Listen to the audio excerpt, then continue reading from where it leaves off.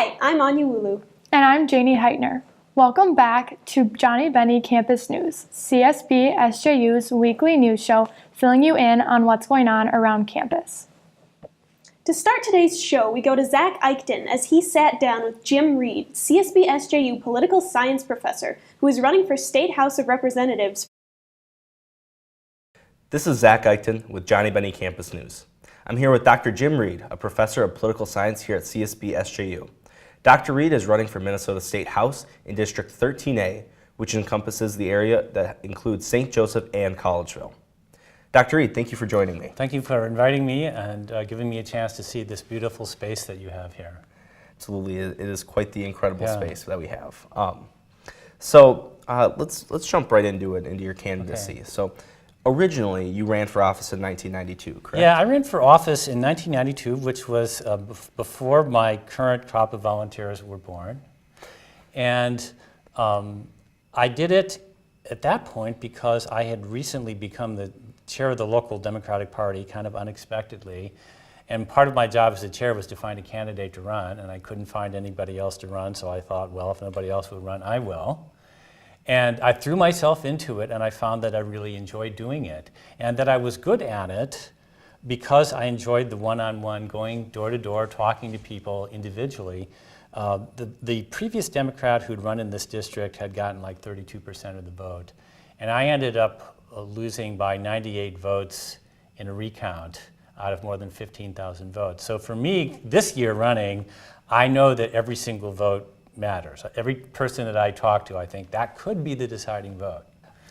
In this campaign, going out into the community, I'm going to go door to door, person to person, as I did in 1992, and talk to people individually. And I think that this is one of the few ways that we have to actually bridge those divisions. Our social media reinforces it. Our political parties reinforce it. Almost everything, our political rhetoric, the kind of style that Donald Trump has taken on of, personally abusing people, and then other people start imitating that. That divides us. I think that most of the time when you show up at somebody's door, you say, hi, my name is Jim Reid. I'm running for state legislature in this district. I'm here to ask for your vote. What issues are important to you? I think most people, even if they don't vote for me, even if they don't come away persuaded, will be civil to me and I will be civil to them. And in that way, you're at least, even if the conversation doesn't end in agreement, you're reminding one another that you're fellow citizens, that you're not enemies. I think that's really healthy for our democracy, especially at this point in time. Absolutely. You mentioned that, of course, that the volunteers and the students that you work with are passionate, and you yourself are passionate. Yeah. What are some of the issues that you see being most important for Minnesotans? The issues that I'm going to feature in my website, and that when somebody asked me the question you just asked, healthcare is one. I strongly believe that every Minnesotan, every person in the United States, certainly every Minnesotan should have affordable health care. The second issue that's really important to me, and also to a lot of the students here, is climate change. I grew up in an environmental family. My parents spent their lives working for preserving the Indiana dunes at the southern tip of Lake Michigan. So this is an area of issue that's close to my heart. Climate change is real. I think it's one of the greatest challenges that we will face as a human race. So one thing that Donald Trump has sort of brought to the forefront during his campaign and then continuing on into his presidency was an attack on the media. And that this attack is sort of transferred over into both the legislative branch as well as the rest of the executive branch. Do you see this occurring in Minnesota? And then how can we work to resolve the trust in the media? The press should make every effort to make sure that all sides are heard. So, you've brought me in here for an interview. You should invite the incumbent. Give him a chance to do an interview like this. And I think, so the press has to make sure that it's playing fair. That is in its control. It still has to be truthful about what it's covering. Well, thank you for your time, Dr. Reid, and All good right. luck on the upcoming campaign. Thank you very much. For Johnnie Bennie Campus News, I'm Zack Eichten. Thanks, Zach. To get into the fall spirit, this Thursday beginning at 4:30, the Peer Resource Program will be holding a pumpkin painting event on the CSB Mall. Don't forget to bring your own mug to enjoy cider while you paint. Continuing fall festivities into the weekend, eSports Club will be hosting a spooky game night in Pengle 269 from 6 to 10 p.m. Also, this Saturday is the 2017 Fall Concert presented by the Joint Events Council. This year's concert features Said the Sky and Harmony on Saturday, October 28th from 9 p.m. to 11:30 p.m., with doors opening at 8:15 p.m. The concert is free for CSB-SJU students and $10 at the door for guests. We now go to Haley Myron and Grace Hess for this week's Sports Roundup. Thanks, Janie and Anya. This is Haley Myron. And this is Grace Hess reporting for Johnnie Bennie Campus News with this week's Sports Roundup. Let's start off with a Johnnie Sports recap from the weekend. The St. John's football team currently sits 7-1 overall and 5-1 in the MIAC with only 2 games left in their regular season. The Johnnies posted yet another win this weekend, beating Gustavus 41-17. Sophomore quarterback Jackson Erdman threw for 5 touchdowns. Erdman is the first Johnnie quarterback to throw 5 touchdowns and a half since Tom Linneman in 2000.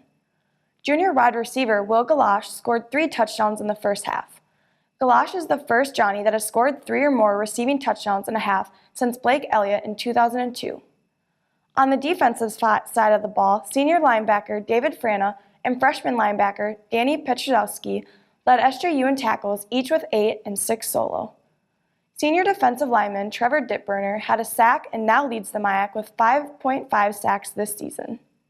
The Johnnies have a bye week before facing Hamlin on Saturday, November 4th in St. Paul. And now for CSB Sports, which had a busy week of games. On Saturday afternoon, the College of St. Benedict volleyball team played Gustavus Adolphus and earned another win for the second day in a row. After dropping its first set to number 11 Gustavus, CSB came back and won the next 3 to upset the Gusties 3-1.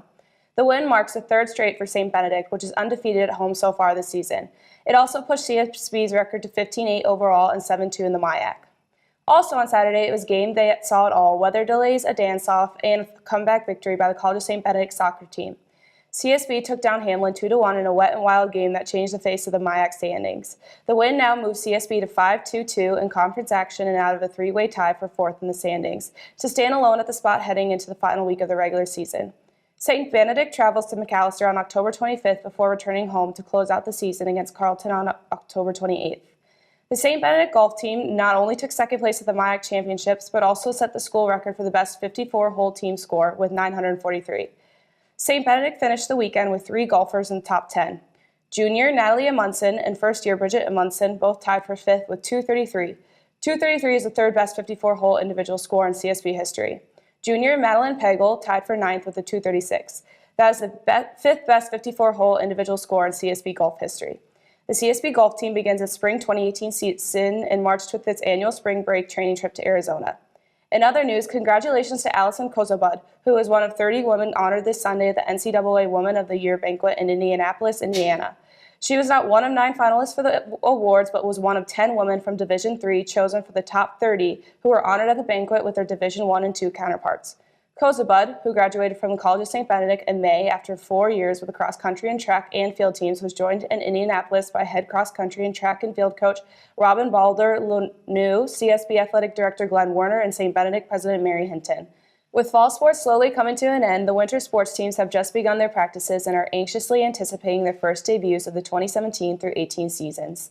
That's all for this week's Sports Roundup. I'm Grace Hess. And I'm Haley Myron with Johnnie Bennie Campus News. Back to you, Anya and Janie. Thanks, Haley and Grace. I'm Anya Wulu. And I'm Janie Heitner. Enjoy the rest of your week and make sure to tune in next week to stay up to date with what is happening around campus.